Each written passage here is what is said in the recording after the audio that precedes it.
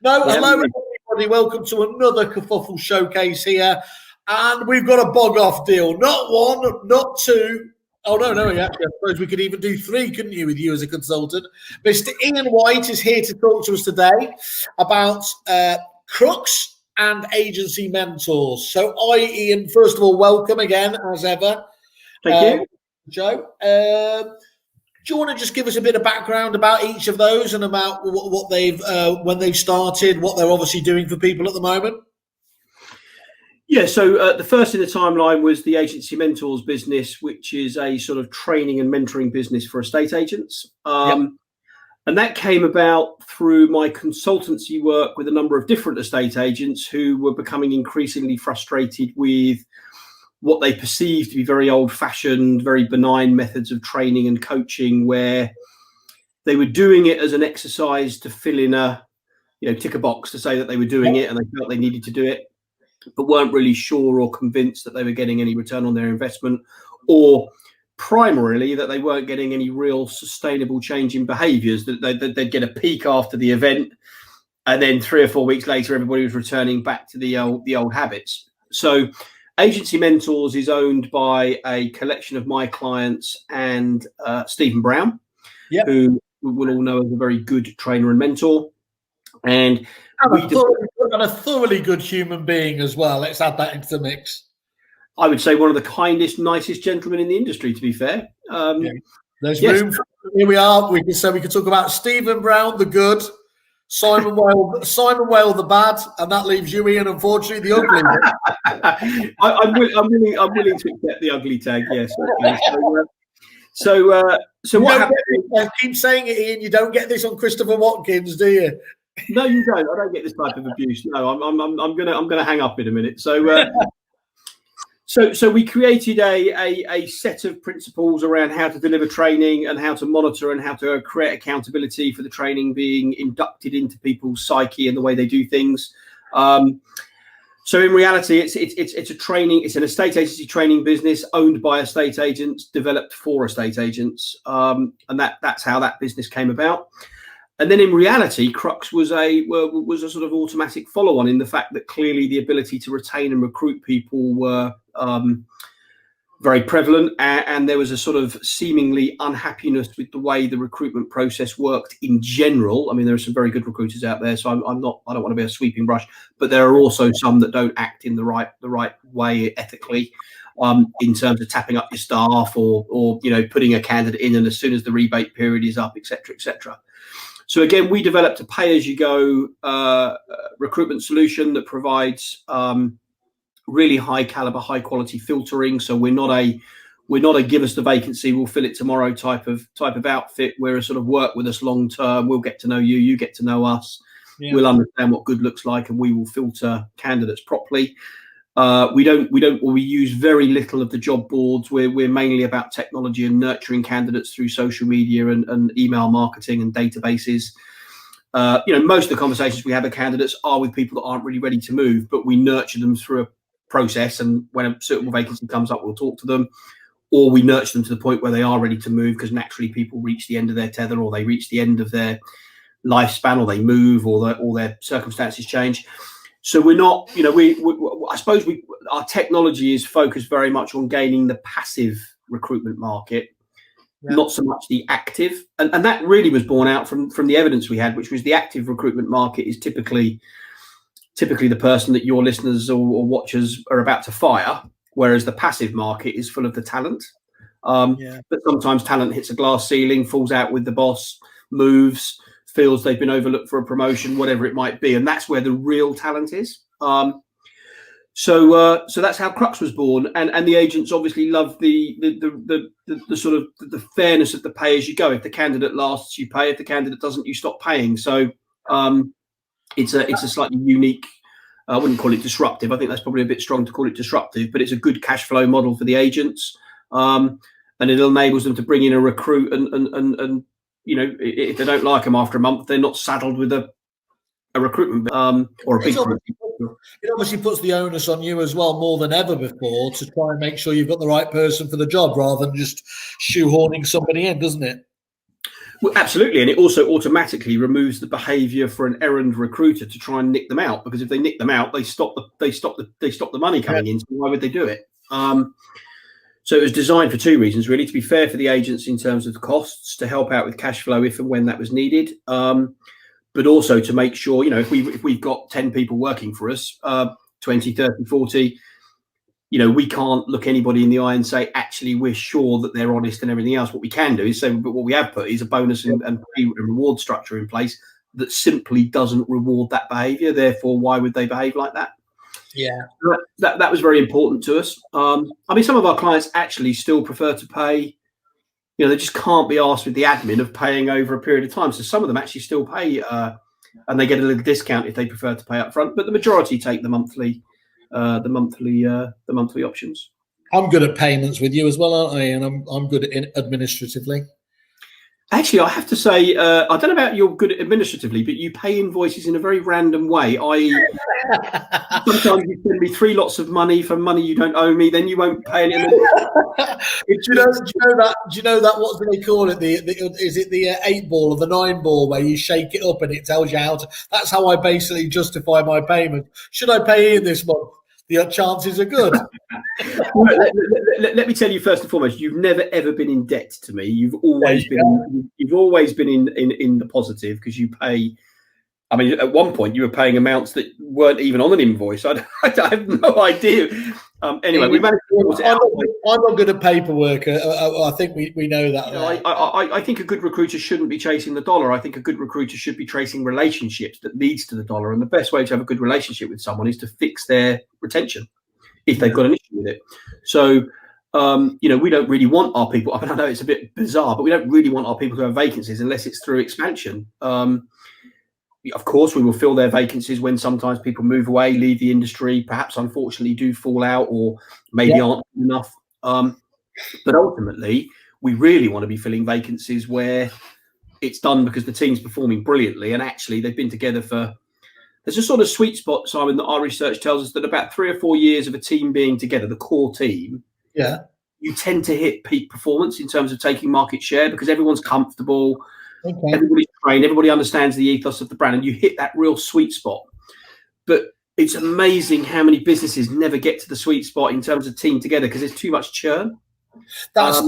We kicked off rather taking the mickey a little bit with the Liverpool and Leeds comparisons there, but that actually is quite similar to a sporting team analogy, isn't it? Well, yeah, constantly changing your manager is rarely a solution. Look at Watford. What a ridiculous decision that was. But yeah, look, if you get a group of players or a team that are comfortable around one another, they understand what's expected of them. The culture of the business is clear. Everybody's on board with the goal and the culture and everything else.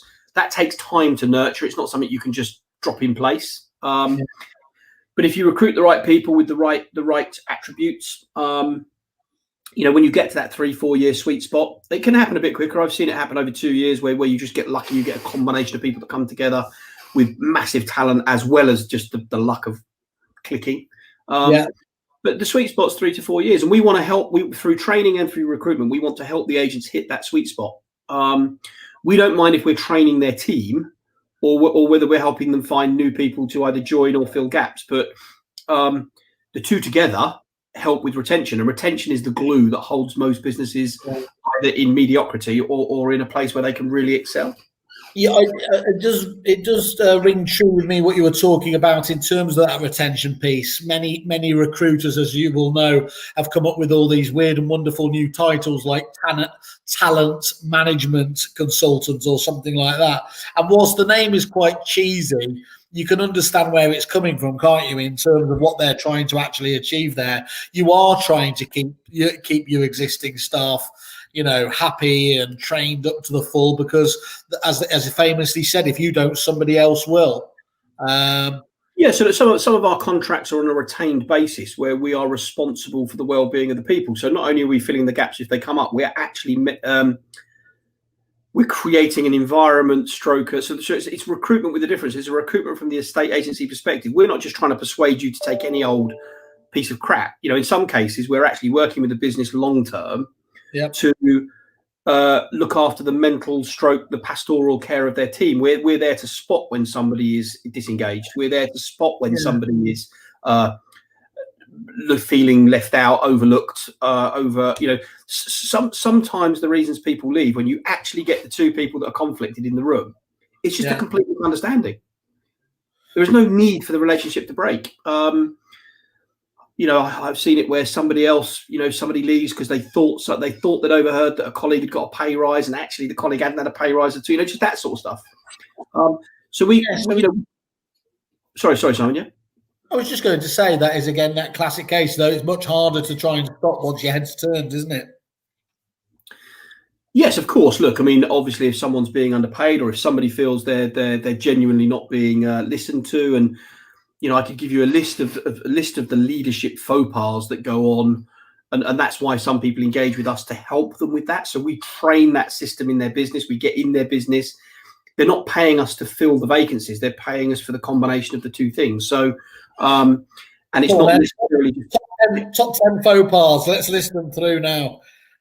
Do you really want the top 10 faux pas? I would love to hear a couple of the favourites. Come on. I can't tell you whether these are in the right order, guys, but I can tell you that the number one is definitely breakdown of a relationship between your immediate line manager and the candidate, and that will come through broken promises. Yeah, things like. That's a massive one, isn't it? It sounds so obvious there, is that people get overexcited about, quite often it's with things like commission plans. They will have given them some sort of verbal contract, and then the salesperson goes out and hits those, and then they renege on the comp plan there. And that's the surest way, isn't it, to lose your talent? Yeah, not put it in writing, not confirm it, or put it in writing but say circumstances have changed, can't pay it, offer it when you didn't mean it, it, make it impossible for them to hit it. There's a lot of reasons why that might go wrong, but even just simple things like promising them that you'll get them on a training course. Give me a couple of weeks, I'll look into it, but really busy at the moment, and never get them on that development course. Look, I promise you, we'll have you listing properties by this time. By Christmas, you'll be listing. Come Christmas, the guy hasn't even been taken out, or the girl hasn't been taken out. They haven't been. They just feel like it's an act of convenience for the owners. Not that we're on this topic, but I think the best businesses I work with, they are absolutely prepared to have people better than them. They're happy to coach and get people to a higher level than they are. In fact, I would say it's the most rewarding thing on the planet, because if you've got people that are better than you, guess what? You don't need to be at work. As a business owner, you can be somewhere else. Afternoon, chaps. There you are. Again here, and she echoes what you were just saying there. Lack of understanding of motivation is a key one. Money, praise, support, promotion. Absolutely spot on. There's a lady that knows. Surprisingly as well, Simon, that you'd be really interested. I'd have to do the stats, and I'm happy to get back to your listeners and you. I reckon probably a third of the job offers that we make that are successful, the salary at the new place is below the salary of the old place. Oh, that is interesting. Yeah, but the pathway is clear, and they believe there's a better leadership, training, mentoring process. So reaching a glass ceiling is a reason for people will take a step back financially if they feel they can go forward in the long run. People will take a step backwards if they're getting nearer to home. People will take a step backwards if they feel they're getting in an organisation that will genuinely promote their career rather than hold them in place because it's too painful to see somebody move on above the guy that's holding them back. And of course, the two can be linked in, can't they? You spoke about their number one, the breakdown in that relationship between the top person or their line manager and them. But actually, often, the root cause from that will be the thing we just identified: lack of clarity, lack of delivery on the commission plan, then leads to that breakdown. That's the cause, isn't it, for the top spot there, the relationship issue. Well, yeah, and if the person dares to push, the person who has been the one that's really been the problem in the relationship, the leader, then feels offended, and the relationship further degrades, and it's just madness. I see it a lot. And would prefer to fix it than have a vacancy. But if the vacancy arises, of course we're there. But we would prefer to work with the business, of course, on a paid relationship. We're not a charity, but we would prefer to work with the business long term, so they never have a vacancy unless it's through expansion. Of course, that's a perfect world. It doesn't happen like that. People leave, relationships break. People go through cycles of changing industry, and so on and so forth. So you can never have that perfect scenario with no vacancies, but it's much better filling. It's much more rewarding filling a vacancy that's there through expansion than it is filling a vacancy through previous. Speaking of bother boys, here he is. Here's Mr. Perdios. He was just saying you left you. Sorry, I thought he was actually making a point. Many talented people who felt they were furloughed for too long actively interviewing. Okay, so that's a key point there, isn't it? That they almost feel resentful of the companies that put them on furlough and then going out and just looking for their own stuff. There is a real sort of it's difficult, isn't it? I mean, obviously the whole lockdown period was difficult, but you had some companies where the furloughed staff felt bitter that they'd been furloughed. You felt in some businesses the people who'd been kept on felt bitter because they felt like they were being asked to carry the shoulders of themselves, the business. If you weren't in active communication with your staff during that lockdown period, it could lead to, as you discussed earlier, those misunderstandings quite easily, couldn't it? Yeah, so I think Charlie's absolutely right. There are a lot of people where the furlough process, was perceived wrongly by the person being furloughed, that it was you're not needed by the business. It was a reaction to keep the business afloat. It was the right and proper thing to do, but the communication around it was poor in some cases. Charlie's was an example where it wasn't. By the way, he dealt with that brilliantly, and he phased back the unfurloughing, and it's all worked out well. But yeah, and the other problem that we've seen is as the unfurloughing started to unruffle and people started to come back, that's when the real angst started, because it's, well, why not me? Why am I not? And the person that was being brought back was being talked to and patted on the back and being, brought out the deep freeze and re-energized. But the people that weren't being unfurloughed, they were often overlooked by some, particularly the bigger businesses, dare I say it, the big corporates. Yeah, sort of didn't communicate with the people that were on the sidelines, and those people probably started to feel a bit worthless or a bit scared or a bit worried. Yeah. And that may have influenced them to maybe make contact with people, the recruitment side of the business, or to start sending CVs around. Again, communication, Simon, isn't it? It's just communication. How is the market at the moment for staff in terms of their fears over the health side of things?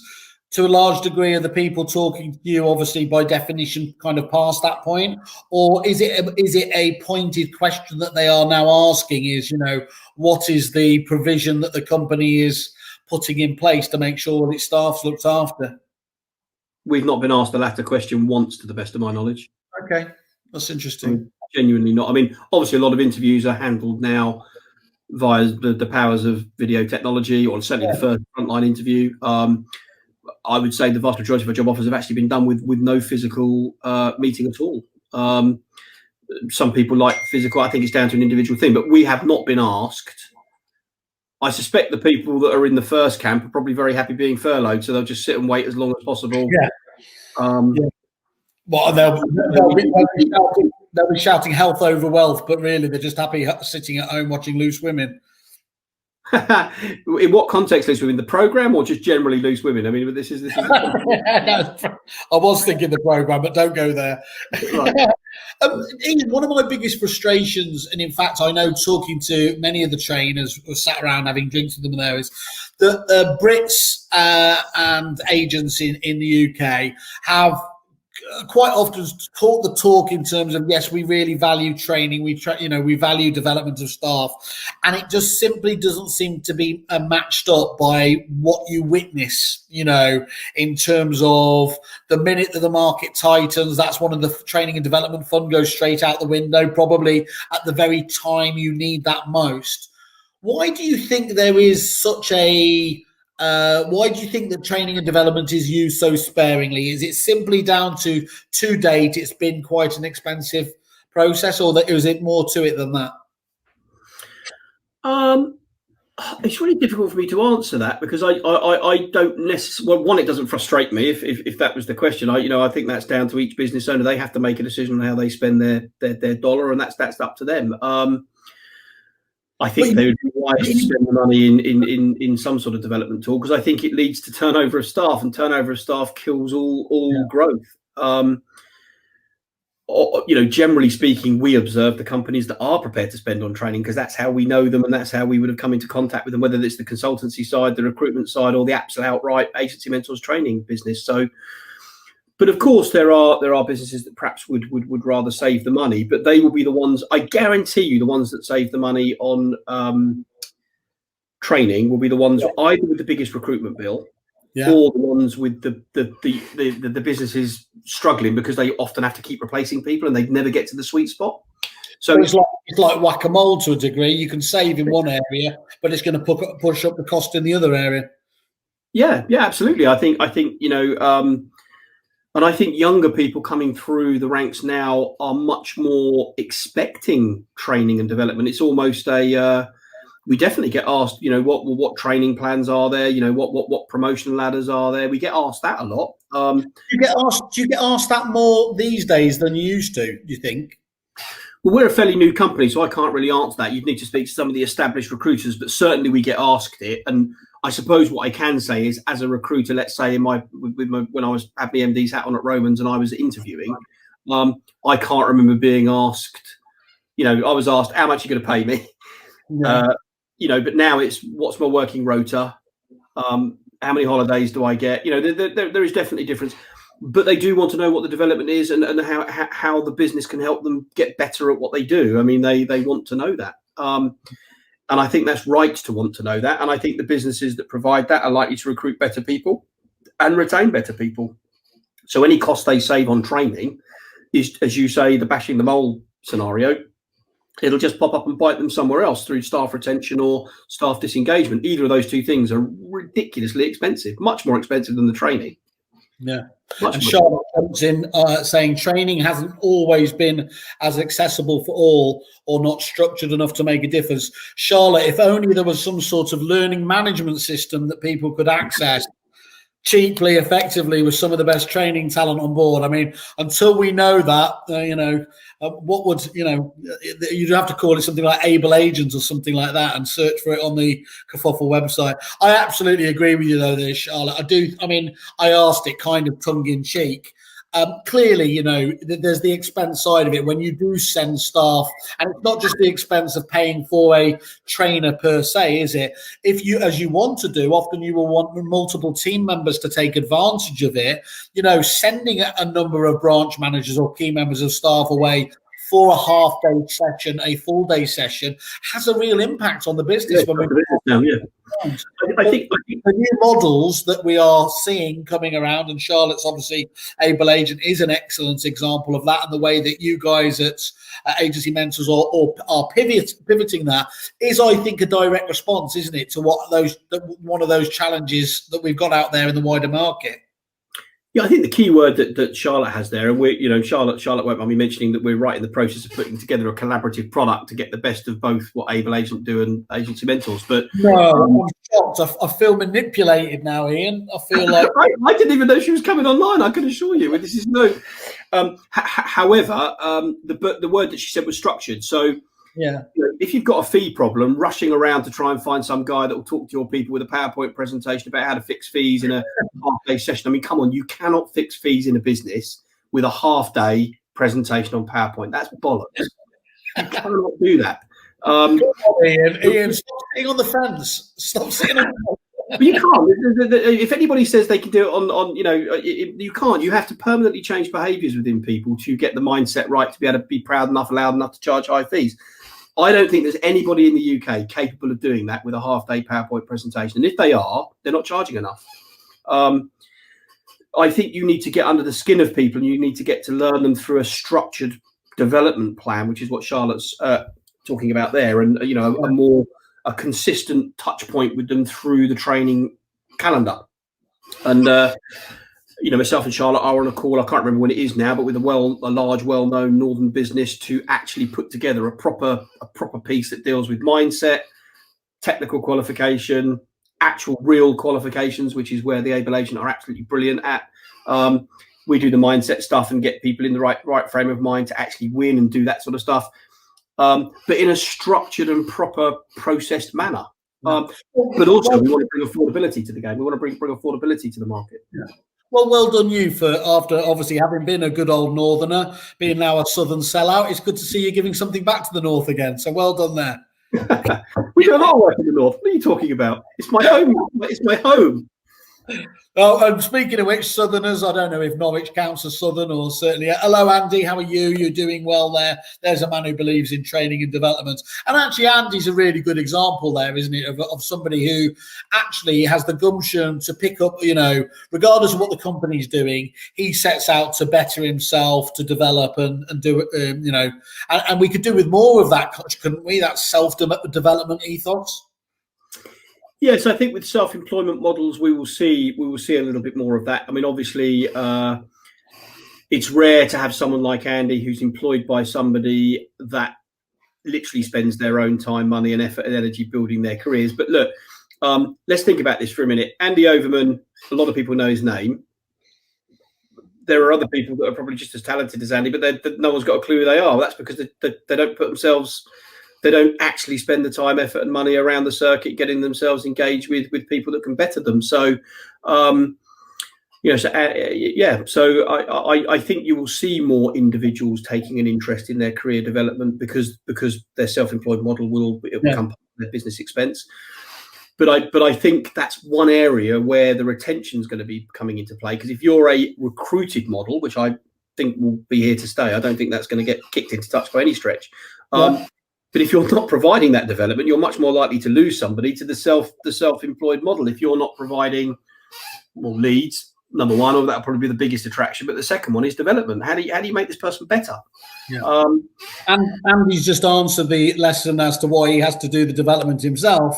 He hears us being serious, and he says, "I'm just in the state agency hall." So thank you for taking the tone of the show down, Andy, if that was possible at all there, and even a little smiley emoticon there to help us. Iain, you've spoke a lot there about retention. That theme's come up a number of times as we've been talking about it. How a state agency in general is known, and especially the corpus is known for having a very high level of churn. What is can you put a figure on what a sensible level of churn is within the business? Or is there, when you're doing let me answer you another way, doing your consultative effect with businesses, would there be a level 20%, 25% churn of staff a year that you would say, look, we've got a real problem here? At what point do you start worrying about that level of churn? First of all, I'd worry about it if it was zero. Yeah, okay, that's very good.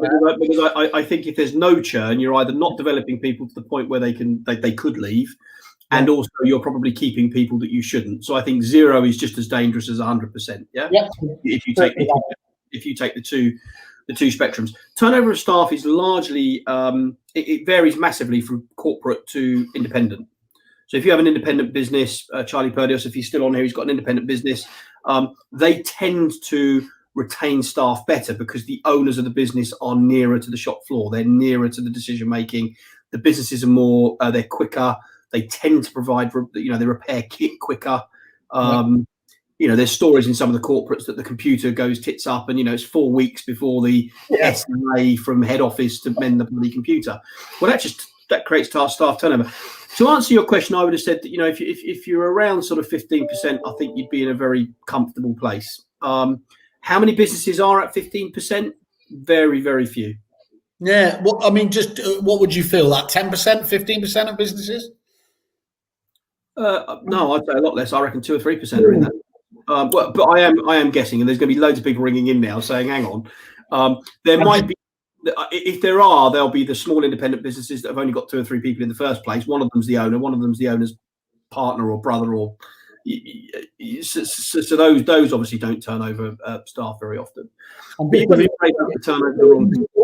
All these views are Ian's, and he stands behind them 100%. So please direct all of your. It's clearly Charlie's not on here. I think he's doing his wig at the moment. So these are guest statistics. These are absolutely guessed.